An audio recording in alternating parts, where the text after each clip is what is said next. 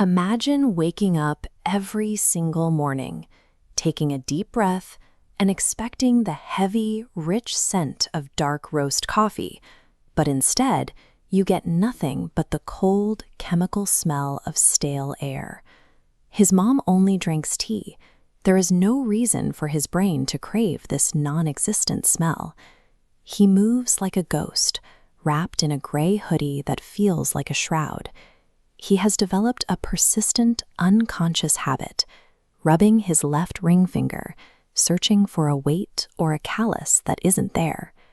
At Northwood High, the world loses its synchronization. Michael shoves his metal locker shut, watching the door connect with the frame in total silence. The metallic slam triggers a full second later, echoing long after his hand leaves the handle. Minutes later, a textbook slips from his bag. Instead of hitting the floor, it catches on invisible strings, hovering a fraction of an inch above the linoleum for a microsecond before dropping flat. Michael blames the visual stutters on insomnia and the stress of being the new kid, but the physics of the hallway are actively failing to keep up with his movements, as if the environment is struggling to account for his presence. In total contrast to Michael's isolation stands Darren. Darren is the golden boy, a perfectly laminated picture of high school royalty, who moves through the crowded halls with a smile that feels pre-programmed and effortless. Their two orbits collide in third-period English literature. Darren turns in his seat, his perfect persona faltering for the first time as his eyes lock directly onto Michael's. The background noise of the classroom, the scratching pencils, the hum of the heater, vanishes instantly. The room falls into a heavy, localized vacuum where only the two of them exist. Michael is hit by a wave of absolute familiarity. It is a deep, gravitational pull that feels less like a high school crush and more like recognizing a partner he has known for a lifetime. Darren looks genuinely terrified, his confident posture collapsing as he struggles to place a boy he has supposedly never met. This recognition acts like a virus in the school's atmosphere.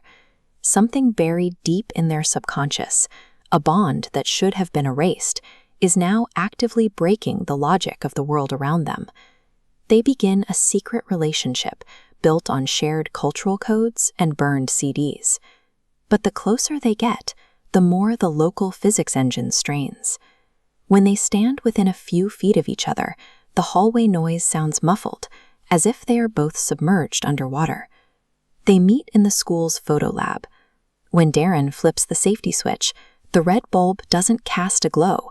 It seems to absorb the ambient light, plunging the room into an unnatural, suffocating void. A flickering red light finally reveals their shadows on the cinder block wall. When Darren raises his hand to his face, his shadow remains perfectly still for a second before violently snapping up to catch the movement. The distortion follows them to Darren's car. He reaches for his ceramic travel mug and feels his fingers wrap around a handle on the left side, but his eyes see his hand gripping empty air, while the actual handle sits on the opposite side. The physical geometry is rendering two different versions of reality at once.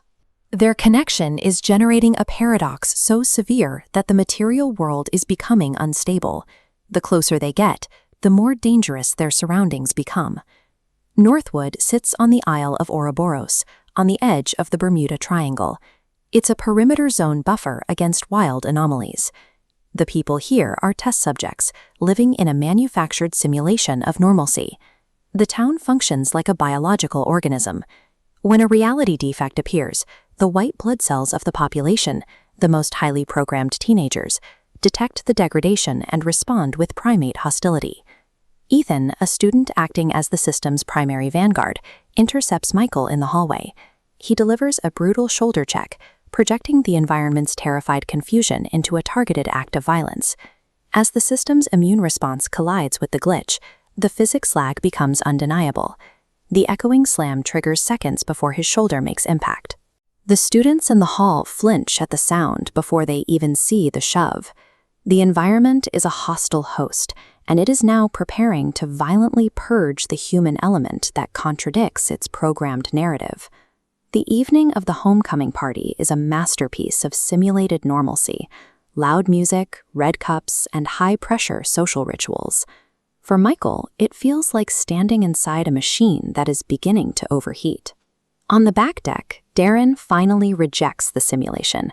He turns his back on the popular crowd and his fake girlfriend, wipes the blood from Michael's lip, and kisses him in full view of the party.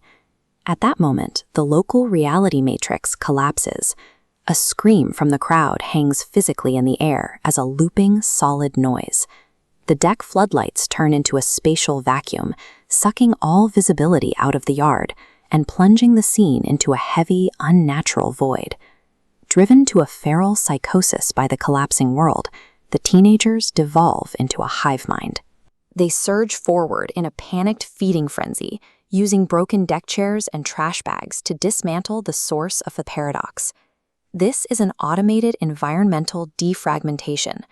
The system uses the local population to physically delete the assets and incinerate the trauma before it can infect the rest of the sector.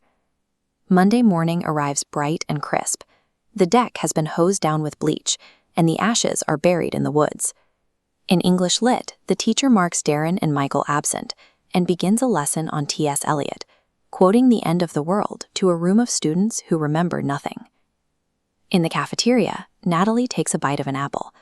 For a fraction of a second, it tastes exactly like television static, a final lingering echo of the night before. She blinks, her programming forcefully normalizes the taste, and she smiles. Natalie gestures toward the entrance as two entirely unfamiliar boys walk in to sit at the popular table. They are the replacement assets, freshly formatted and ready to maintain the demographic quotas of Sector 9. The conversation continues seamlessly, without a single shadow lag or physics glitch. In the cold machinery of Aethel County, the memory of love is a fatal defect,